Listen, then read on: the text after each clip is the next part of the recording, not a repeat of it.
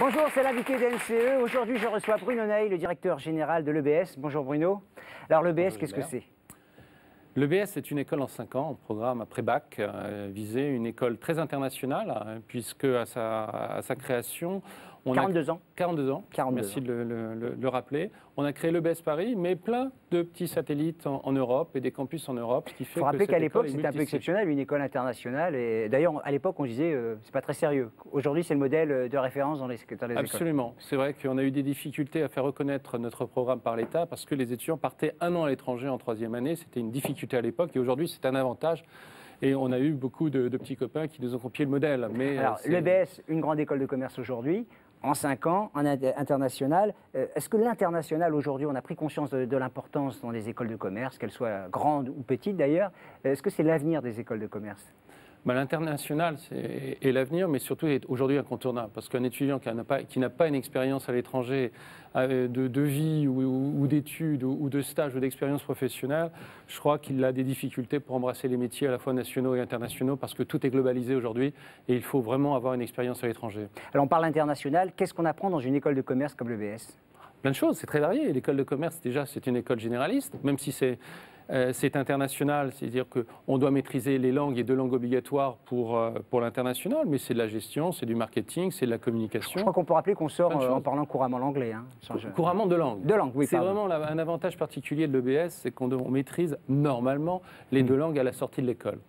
Est-ce que vous pensez aujourd'hui être une alternative, pardonnez-moi du terme, crédible aux très grandes écoles aujourd'hui comme école privée? On est une alternative, l'EBS comme les écoles visées après bac, il y en a quelques-unes de qualité qui sont une alternative aux écoles après prépa parce qu'en 5 ans, on peut les accompagner vers leur réussite, vers l'emploi et les former à la fois sur les fondamentaux de la culture générale, les langues, mais aussi les techniques de gestion qui font qu'aujourd'hui, ils peuvent avoir un parcours construit sur les techniques et sur la culture générale qui leur permet vraiment de prendre de la distance par rapport à un environnement qui est compliqué aujourd'hui. La crise a rendu l'environnement très compliqué. Alors, en quelques mots, on rappelle combien ça coûte une école de commerce et sur 5 ans, donc ça fait combien? Toutes les écoles sont à peu près au même prix. Oui, il faut compter environ 7 500 € par an, c'est-à-dire fois 5. Donc si on ne sait pas faire le calcul, c'est qu'on n'est pas bon pour entrer à l'EBS. 5 fois 7 500, ça fait à peu près 40 000 €, voilà, oui, sur 5 ans. Mais ce qu'il faut dire, c'est qu'aujourd'hui, à 35 000 € à peu près, puisque c'est un investissement de 35 000 €, c'est le premier salaire à peu près de sortie de l'étudiant. Donc on est un retour sur investissement. En un an, il y a un retour d'investissement. Alors, on va prendre une question parmi le public. Mademoiselle, vous avez une question à poser à Bruno Ney. Oui, bonjour, je m'appelle Leïla, j'ai 21 ans et je suis à l'ESGCI en relations internationales. Donc j'aurais voulu savoir pourquoi les écoles de commerce comme les vôtres sont aussi chères en fait. Bruno? Non, mais ce n'est pas une question piège, qui dérange. Non, elle n'est pas piège du tout. Et au contraire, merci de la poser, parce qu'elle coûte cher. C'est-à-dire le coût de production d'un étudiant, ce qu'il faut savoir, à l'EBS en particulier, mais c'est le cas de l'ensemble des écoles de commerce, tourne autour de 8 500 à 9 000 €.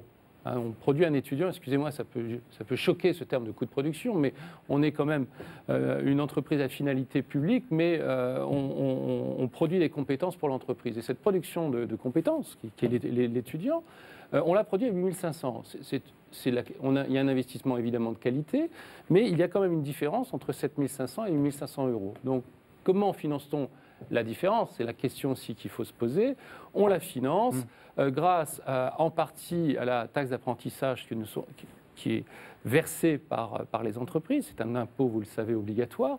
Mais pas seulement. On essaye de monter en place une fondation pour financer le développement et les investissements de l'école, et puis pour financer aussi la politique sociale. Parce que cette question... Je crois que c'est ça, la diversité, la responsabilité sociale des écoles, ça passe par là aussi. Exactement. Le commerce international, c'est votre spécialité, hein, oui. C'est une de vos spécialités, pardonnez-moi. Est-ce que Absolument. c'est une façon de tirer son épingle du jeu dans la crise que nous traversons? C'est vrai que la finance a mauvaise presse. Est-ce que finalement le commerce international, c'est la solution pour faire face à la crise quand on va chercher du boulot?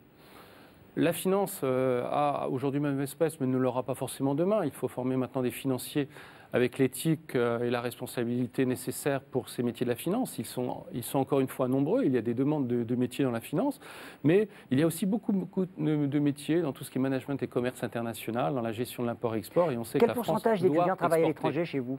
40%. 40% des étudiants de l'EBS. 40% des étudiants qui sortent de l'EBS travaillent à l'étranger. Ça veut dire que pour trouver du boulot et sortir de la crise, il faut savoir s'exporter? En tout cas, il faut s'exporter. Il faut à la fois exporter, mais s'exporter aussi. Les métiers sont dans le monde entier, et pas seulement en France. La mobilité internationale comme solution pour faire face à la crise, c'est le mot de la fin. Merci. Si vous voulez assister à l'émission, rendez-vous sur le site mcetv.fr. Au revoir.